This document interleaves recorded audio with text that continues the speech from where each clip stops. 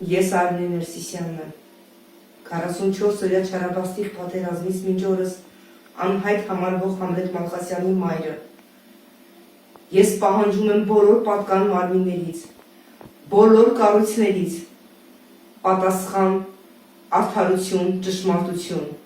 որտեղ էին որդին, տարիներ են անցել, բայց մինչ օրս ես պատասխան չունեմ։ Պահանջում եմ թափանցիկություն, արդարադատություն, իրական փաստեր։ Ես չեմ լռելու, ես չեմ հանձնվելու, մինչև չիմանամ հստակ և ճիշտ պատասխանը։ Պահանջում եմ։